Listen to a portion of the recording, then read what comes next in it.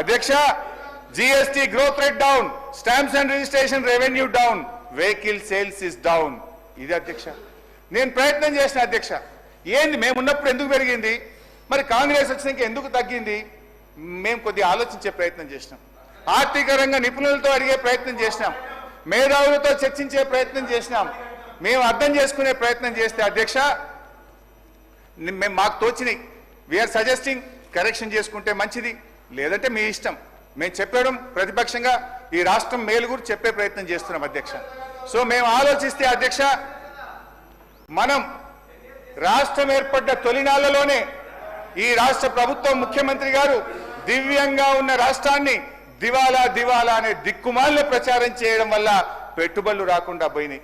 ప్రభుత్వం కొలువు తీరగానే ఫార్మాసిటీ రద్దు, ఎయిర్పోర్టుకు మెట్రో రైలు రద్దు అనే ప్రకటనలు చేయడం వల్ల నెగటివ్ వైబ్రేషన్స్ వచ్చినాయి. హైడ్రా పేరిట సాగించిన విధ్వంసకాండ, పేదల ఇండ్ల కూల్చివేతల వల్ల ఒక నెగటివ్ మెసేజ్ పోయింది.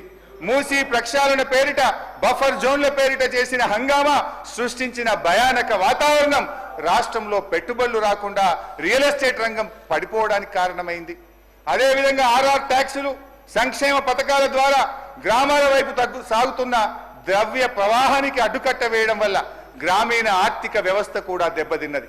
రైతు బంధు ఇవ్వకపోవడం, పంటల కొనుగోలు పూర్తిగా చేయకపోవడం, పింఛన్లు పెంచకపోవడం, కేసీఆర్ గారు ఇచ్చే పెన్షన్లలో కూడా 2 నెలలు కోత పెట్టడం, నీళ్లు ఇవ్వక పంటలు ఎండగొట్టడం, చెరువుల్లో చేప పిల్లలు వదలకపోవడం, గొర్రెల పంపిణీ నిలిపివేయడం, గ్రామ పంచాయతీలకు నిధులు ఇవ్వకపోవడం, ఉద్యోగులకు పీఆర్సీ డిఏలు చెల్లించకపోవడం, రియల్ ఎస్టేట్ కుప్పకూలడం, ఇలాంటి కారణాల వల్ల ప్రజల కొనుగోలు శక్తి తగ్గుతూ ఈ రాష్ట్రం యొక్క ఆర్థిక మాంద్యం వైపు అడుగులు పడతా ఉన్నాయి అధ్యక్ష. భట్టి గారు తన ప్రసంగంలో నిజాలు ప్రచారంలో ఉండాలి, లేదంటే అబద్ధం నిజంగా మారి రాష్ట్రాన్ని, దేశాన్నే కాదు ప్రపంచాన్ని కూడా నాశనం చేస్తుందని తన ప్రసంగంలో చెప్పారు అధ్యక్ష. నేను వారి మాటలతో ఏకీభవిస్తున్నాను. నువ్వు రోజు అబద్ధం ఆడితే అది నిన్ను రేపు కూడా అబద్ధం ఆడే దుస్థితికి తెస్తుందని శ్రీశ్రీ గారు చెప్పినటువంటి మాటను ఒక్కసారి నేను భట్టి గారికి చెప్పదలుచుకున్నా అధ్యక్ష. ఎందుకంటే అధ్యక్ష, మీరు అదే పనిగా చేస్తున్న అబద్ధాలను పటాపంచలు చేసి సత్యాన్ని చెప్పదలుచుకున్నాను. 10 ఏళ్ల కేసీఆర్ పాలనలో తెలంగాణ భద్రం అనేది నిజం, ఛిద్రమైందనేది అబద్ధం.